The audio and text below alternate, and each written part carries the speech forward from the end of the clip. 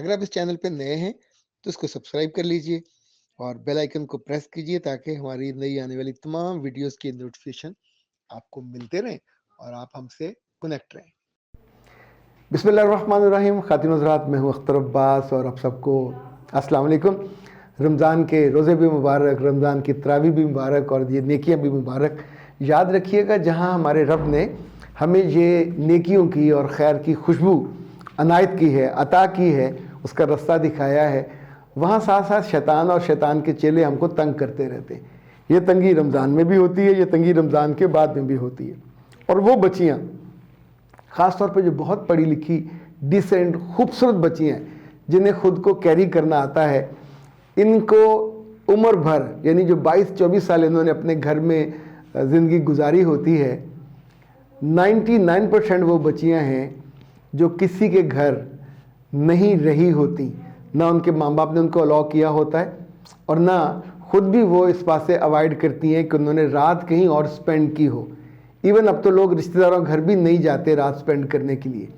तो जिस वजह से एक दिक्कत ये होती है कि इंसानों के अच्छे बुरे को देखने का और पहचानने का आपको बहुत मसला होता है।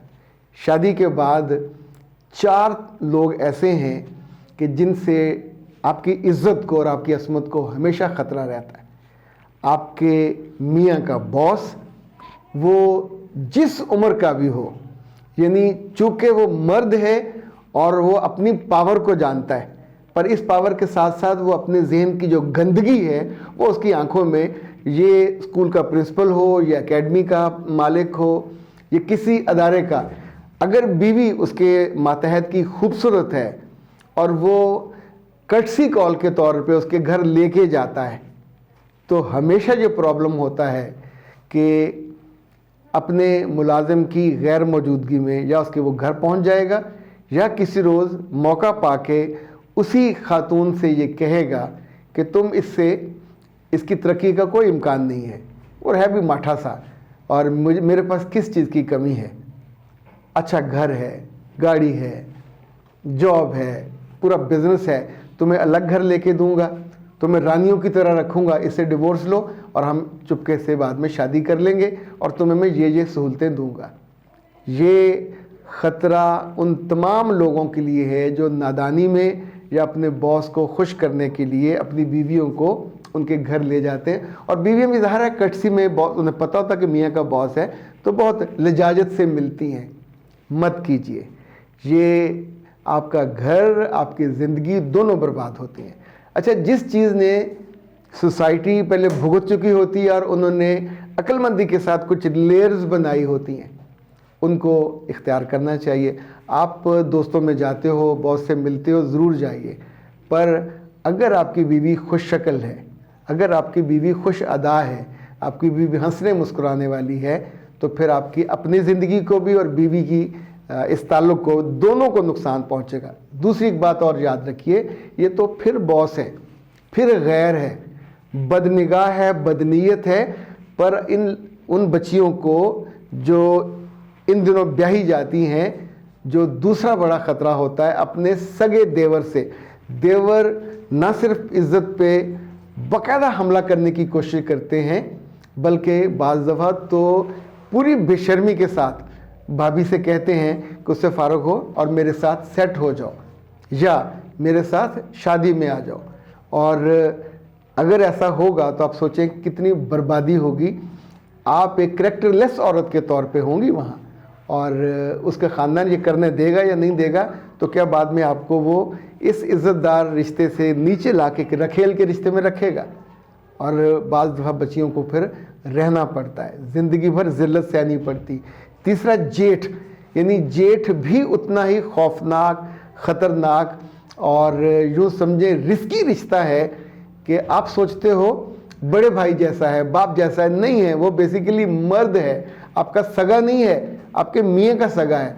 अगर बाल ससुर खौफनाक हो सकते हैं तो जेठ खौफनाक क्यों नहीं हो सकते? होते हैं। इसी तौर पे आपकी नंद का मियाँ आमतौर पे बदनिगाह, गंदे गलीज निगाहों वाले, यानी वो कहेंगे आपको भाभी, आपको नाम से बुलाएंगे, लेकिन उनकी नीयत गंदी होगी, आपको छूने की कोशिश करेंगे। 4 بچیوں نے رابطہ کیا. یعنی ایک تو ایمی نے کہا تھا کہ میرے جو میاں کے باس ہیں مجھے ان سے اپنی عزت کا خطرہ ہے اور میں کیا کروں, اور اس نے سیدھا سیدھا کہا تھا جی مجھے چھوڑ کے شادی مجھ سے کر لو. میرے بچے وہ ساری لڑکیاں جن کو ان 4 سے واسطہ پڑتا ہے اور ان کی آفرز آتی ہیں, اللہ نے جس بات کو ایک عورت سے مطالبہ کیا, اللہ کے رسول صلی اللہ علیہ وسلم جس بات پہ زور دیا, عورت کی پاکیزگی جس بات کو کہا کہ جب نکاح ہو جائے تو پھر وہ اس کی آنکھیں صرف اپنے میاں کو محبت سے دیکھے, اس کا دل صرف اپنے میاں کے لیے وفاداری سے دھڑکے, اور سب سے اہم یہ کہ وہ بستر جو میاں کے ساتھ شیئر کرتی ہے اس کی حفاظت کرے, یعنی اپنی عصمت کی حفاظت کرے. اس کو کبھی, یہ جو چوتھی چیز لائلٹی ہوتی ہے, لائلٹی عورت کی پہچان ہے, عورت کی خوبصورتی ہے. جیسے ہم کہتے ہیں 7واں ناک ہے, آنکھیں بڑی بڑی ہیں, گال ایسے ہیں اور گردن ایسی ہے, یہ ساری پہچان ہوتی ہے. تو اسی طور پہ شادی شدہ عورت کی پہچان اس کی لائلٹی, اس کی وفاداری, اور ہر رشتے کے بعد فل سٹاپ لگتا ہے زندگی میں. اگر آپ فل سٹاپ نہیں لگاؤ گے میاں کے بعد تو پھر کہیں کوما نہیں ہوگا جگہ جگہ, اور اس کی کوئی حد نہیں ہوتی خواری کی اور خرابی کی. ایک بات اور یاد رکھیے گا کہ نکاح کے بعد بھی اگر کسی کے دل میں برائی کا خیال آتا ہے تو اس کا مطلب ہے اس کی رگوں میں کوئی پرابلم ہے, اس کے خون میں کوئی پرابلم ہے, اس کے جینز میں پرابلم ہے. سو یہ مسئلہ اتنا آسان نہیں ہے کہ دوسرے نے آفر کی, خود آپ کی طرف سے آپ کی مسکراہٹ, آپ کے جملے, یہ سارے دیٹس ویری امپورٹنٹ. اور کیا کہہ رہے ہیں, یہ ہو گیا تھا, وہ دے دیں ویٹ گینر.